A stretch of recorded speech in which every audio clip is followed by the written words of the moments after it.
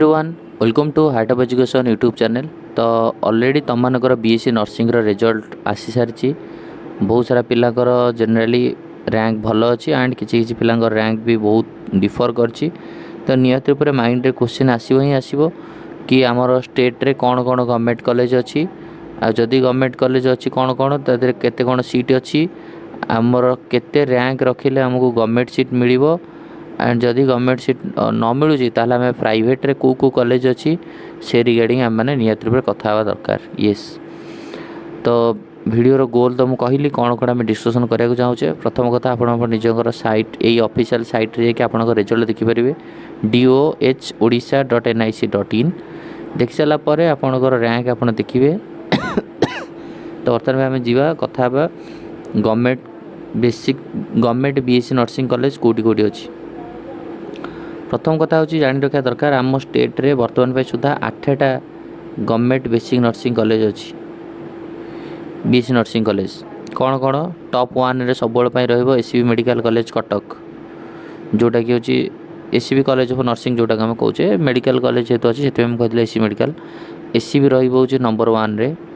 Number 2 रे Brahmapur MKCG medical college. Number 3 रे भीमसार Burla VSS medical college hospital Burla Sambalpur तृतीय नंबर रे। तापर आउ बाकी जो कॉलेज हो माने 8टा कॉलेज रु टॉप 3 कॉलेज होची 3टा एससीबी एमकेसीजी बुर्ला पिलामानकर प्रथम प्रिफरेंस 3टा कॉलेज थाए। तेणुक आम देखी जाणी रखा दरकार एससीबी मेडिकल कॉलेज जो थे आपंकर सीट रोची 150टा सीट देखो ये 150 सीट किंतु मन रखा दरकार जदि एससी मेडिकल कॉलेज 150 सीट अच्छी से 150 ରୁ 150 सीट जाक केवल जनरल कैटेगरी नहीं ये सीट को डिस्ट्रीब्यूट कराई याद सीट जनरल मात्र 92 16 सीट एससी कैटेगरी पुणी सीट अच्छी एसटी कैटेगरी सीट अच्छी बुझिपारे। सो जनरल कैटेगरी बेनिफिट पाइबे एससी कैटेगरी बेनिफिट पाइबे एसटी कैटेगरी बेनिफिट पाइबे प्रत्येक कैटेगरी अंडर सब कैटेगरी पिला भी बेनिफिट पाइबे फिजिकल चैलेंज थे एक्स सर्विस मैन थे बुझिपारे। तेणुक सीट के 150 सीटा 150 ରୁ 150 जनरल कैटेगरी पिला ना सीट निहात रूप से सब पिला डिस्ट्रीब्यूशन होगी सीट रोचे। सो ये रहा आपंकर गोटे इनफॉरमेशन जोटा कि मुझे एससी कथा कहली बट जब आप गोटे कथा भी देखिए आप देखिपारे ये 150 ରୁ प्राय जनरल कैटेगरी पिला सीट रो 92 भाया एससी कैटेगरी पिला 24 सीट बट एसटी कैटेगरी अधिका सीट अच्छी 34 सीट। तो प्रथम कथा आपणकर जो मानकर कैटेगरी अच्छी से 2टा टाइप रैंक अच्छी गोटे जनरल रैंक अच्छी आ गोटे हूँ कैटेगरी रैंक अच्छी। तेणुक मन रखा दरकार जो पिला मानकर 100 ରୁ प्राय 150 भाया रैंक रो भितर जदि रैंक अच्छी जनरल कैटेगरी ताल आपंकर एससी मेडिकल कॉलेज हो चांसेस कहीं मुझे 92 सीट अच्छी 92 सीट रू 92 सीट पिला तो करेंगे बट 200 भितर जदि रैंक भी रोचे 250 भितर रैंक रोचे भी आपण पाइबार पॉसिबिलिटी रहिबो। जनरल कथा कहूँ जो मैंने एससी कैटेगरी अच्छी एससी कैटेगरी जेहतु नंबर ऑफ सीट 24 अच्छी तो आपने धरिकी चलतु से जदि आपंकर 1 ରୁ 100 भितर 50 भितर रैंक अच्छी ताल आप पाइबार पॉसिबिलिटी रहिबो। कहीं बहुत सारा पिला अच्छा जो मैंने बीएससी नर्सिंग एग्जाम देखिए भल रैंक थाए नीट भी एग्जाम दी भल रैंक थाए ओयूटी एग्जाम भी दिखती सीयूटी एग्जाम दिखती बहुत सारा एग्जाम दे था किसी पिला अच्छा सेमिति ही खाली ओजेर एग्जामटा दे था। तेणुक सबू पिला जे पाइबे सेटा सबू पिला जे एडमिशन करेंगे सेटा कम्प्लीटली रंग। तो यहाँ भाविकी चलते सब पिला करेंगे बोली न निहात रूप से आपड़ जने जदि जनरल कैटेगरी 200 भितर भी रैंक रोचे ताल आप आराम रे एससीबी को टार्गेट करेंगे 92 सीट अच्छी तो पॉसिबिलिटी रहिबो निहात रूप से बुझिपारे। तेणुक सबूर सीट डिस्ट्रीब्यूट कराऊँगी general category seat SC seat ST seat पुणी ए category sub category physical challenge ex service man green card holder तेणुक कहीं पानिक न होकर आग सब सीट गुड़ाक जाणी दियो। एमकेसीजी कथा कह ब्रह्मपुर से 150 सीट रही यार भी सीट को डिस्ट्रीब्यूट कराऊँगी general SC ST physical challenge ex service युवा सब सेमती भीमसार बुर्ला कथा जब कह बुर्ला टॉप कॉलेज 150 सीट केवल 3टा जो टॉप गवर्नमेंट कॉलेज रहा तार 150 सीट एससीबी 150 ब्रह्मपुर 150 बुर्ला 150 नवरंगपुर कलाहांडी जो गुड़ाक सब आम हेडक्वार्टर रहा डिस्ट्रिक्ट हेडक्वार्टर नवरंगपुर कलाहांडी सुदरगढ़ कंधमाल नवरंगपुर कलाहांडी ସୁନ୍ଦରଗଡ଼, କନ୍ଧମାଳ, ଢେଙ୍କାନାଳ ହେଲା କି ଏଇ ଯେଉଁ ମୁଁ ଯେଉଁଟା କହିଲି ଆପଣଙ୍କୁ 5ଟା କଲେଜ ରହିଲା ଏଇ ସବୁ ହେଡ଼କ୍ୱାର୍ଟରରେ 60ଟା ସିଟ୍ ଅଛି। କେବଳ ଏସିବିରେ 150 ସିଟ୍, ବୁର୍ଲାରେ 150 ସିଟ୍, ବ୍ରହ୍ମପୁରରେ 150 ସିଟ୍। ଏହା ବାଦ ଆଉ ଯେଉଁ କଲେଜ ଗୁଡ଼ା ରହିଲେ ମୁଁ କହିଲି ନବରଙ୍ଗପୁର, କଳାହାଣ୍ଡି, ସୁନ୍ଦରଗଡ଼, କନ୍ଧମାଳ, ଢେଙ୍କାନାଳ। ବୁଝିପାରିଲେ ତ?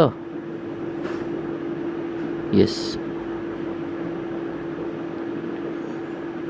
ନବରଙ୍ଗପୁର, ଢେଙ୍କାନାଳ, ସୁନ୍ଦରଗଡ଼, ଆପଣଙ୍କର ହେଉଛି କନ୍ଧମାଳ, ଆଉ ଗୋଟେ ହେଉଛି ଆପଣଙ୍କର କଳାହାଣ୍ଡି, କନ୍ଧମାଳ, ସୁନ୍ଦରଗଡ଼, ନବରଙ୍ଗପୁର ଏସବୁ ହେଡ଼କ୍ୱାର୍ଟରରେ ଆପଣଙ୍କର ରହିଲା 60 ସିଟ୍। ତାହେଲେ ଟୋଟାଲ୍ ଇନଷ୍ଟିଚ୍ୟୁସନ୍ ଗଭର୍ଣ୍ଣମେଣ୍ଟର କେତେ ରହିଲା? 8ଟା କଲେଜ ରହୁଛି ତ ଆପଣଙ୍କ ପାଖରେ, 750 ସିଟ୍ ଅଛି। ତାହେଲେ କେତେ ର୍ୟାଙ୍କ ରହିଲା ମୋର ଗଭର୍ଣ୍ଣମେଣ୍ଟ କଲେଜ ହେବାର ପସିବିଲିଟି ରହିବ? ଜାଣି ରଖିବା ଦରକାର 750 ସିଟ୍ ଯଦି ଆପଣଙ୍କର ଅଛି ତାହେଲେ 750 ସିଟ୍ରୁ ଜେନେରାଲ୍ ସିଟ୍ ନିହାତି ରୂପରେ ବହୁତ କମ୍, ମାନେ ଜେନେରାଲ୍ ସିଟ୍ ଅଛି, ଏସି ସିଟ୍ ବି ଅଛି, ଏସଟି ସିଟ୍ ବି ଅଛି, ଫିଜିକାଲ୍ ଚ୍ୟାଲେଞ୍ଜ ବାଲା ପାଇଁ ଅଛି, ଏକ୍ସ ସର୍ଭିସ୍ ମ୍ୟାନ୍ ଅଛି। ତେଣୁକରି ସବୁ ସିଟ୍କୁ ଡିଷ୍ଟ୍ରିବ୍ୟୁଟ୍ କରାଯାଇଛି। ଯଦି ଆପଣଙ୍କର 500-600 ଭିତରେ ର୍ୟାଙ୍କ ରହୁଛି, 700 ଭିତରେ ର୍ୟାଙ୍କ ରହୁଛି, 800 ଭିତରେ ର୍ୟାଙ୍କ ରହୁଛି, ବା ଅନ୍ ଆନ୍ ଆଭରେଜ୍ ମୁଁ ଯଦି କହିବି ଆପଣଙ୍କର 1000 ଭିତରେ ବି ଯଦି ର୍ୟାଙ୍କ ରହୁଛି ତାହେଲେ ଆପଣଙ୍କୁ ପାଇବାର ପସିବିଲିଟି 100%। 1000 ଭିତରେ ଯଦି ର୍ୟାଙ୍କ ଆସୁଛି ଗ୍ୟାରେଣ୍ଟି। ଏମିତି ବି କହିହେବନି 1200-1500 ଭିତରେ ର୍ୟାଙ୍କ ବି ଯଦି ଆପଣଙ୍କର ପାଇବାର ପସିବିଲିଟି ରହିବ। କାହିଁକି ମୁଁ କହିଲି ବାର ରିଜିନ୍ ହେଉଛି ଏହା, ସବୁବେଳେ ପାଇଁ ଡିପେଣ୍ଡ କରେ ହେଉଛି କଟ୍ ଅଫ୍ ଡିପେଣ୍ଡ କରେ ନମ୍ବର ଅଫ୍ ସିଟ୍ସ ଉପରେ, କୋଶ୍ଚିନ୍ର ଡିଫିକଲ୍ଟି ଲେବୁଲ୍ ଉପରେ, ଆଣ୍ଡ କାଉନସିଲିଂ ଉପରେ। ଯେହେତୁ କେବଳ ଓଜେଇ ଗୋଟେ ପିଲା କେବଳ ଓଜେଇ ଏକ୍ଜାମ୍ ଦେଇନଥିବ, ବହୁତ ପିଲା ଅଛନ୍ତି ନିଟ୍ ବି ଦେଇଥିବେ ଆଟ୍ ଏ ଟାଇମ୍, ସିୟୁଇଟି ବି ଦେଇଥିବେ, ଓୟୁଟି ବି ଦେଇଥିବେ, ଇଣ୍ଟିଗ୍ରେଟେଡ୍ ବିଡ଼ି ଏନସିଇଟିର ଦେଇଥିବେ। ତେଣୁକରି କେହି ବି ପାନିକ୍ ନ ହେଇକି କାଉନସିଲିଂକି ପ୍ରପରଲି ଫଲୋ କରିବାର ଅଛି। 1000-1500 ର୍ୟାଙ୍କ ଭିତରେ ବି ରହିଲେ ବି ଗଭର୍ଣ୍ଣମେଣ୍ଟରେ ମିଳିଯିବାର ପସିବିଲିଟି ରହିବ, କହିହେବନି ଲାଷ୍ଟ ରାଉଣ୍ଡ ତାକୁ ଯଦି ଆମେ ପରଫେକ୍ଟଲି ଚାଲୁଛେ। ବୁଝିପାରିଲେ? ତେଣୁ 750ରୁ ବହୁତ ସାରା ସିଟ୍ ଯିବ ଏସି କାଟାଗୋରୀ କି, ସିଟ୍ ଯିବ ଏସଟିକୁ, ଜେନେରାଲକୁ ରହିବ। ଫିର୍ ବି ସବୁ ଯେ ପିଲା ବିଏସସି ନର୍ସିଂ କରିଦେବେ ଏଇଟା 100% ରଙ୍ଗ। ଯେଉଁ ପିଲା ବିଏସସି ନର୍ସିଂ ବି ପକାଇଥାନ୍ତି ସେମାନେ ବି ଫାର୍ମା ବି ପକାଇଥାନ୍ତି। ତ କାହାର ବି ଫାର୍ମା ଇଣ୍ଟରେଷ୍ଟ ଥାଏ କିନ୍ତୁ ବିଏସସି ନର୍ସିଂରେ ଭଲ ସ୍କୋର ଥାଏ, ତ ଅବଭିୟସଲି ଯାହାର ଇଣ୍ଟରେଷ୍ଟ ଅଛି ସେଇଟା ହିଁ କରିବ। ବୁଝିପାରିଲେ? ତେଣୁକରି ଗଭର୍ଣ୍ଣମେଣ୍ଟ ଇନଷ୍ଟିଚ୍ୟୁସନ୍ ଆପଣ ପାଇବାକୁ ହେଲେ ନିହାତି ଆପଣ ଯଦି 1000 ଭିତରେ ବି ର୍ୟାଙ୍କ ରହୁଛି ଆପଣ ସେଫ୍ ଜୋନ୍ରେ ରୁହନ୍ତୁ, 1000-1200 ଭିତରେ। ବୁଝିପାରିଲେ?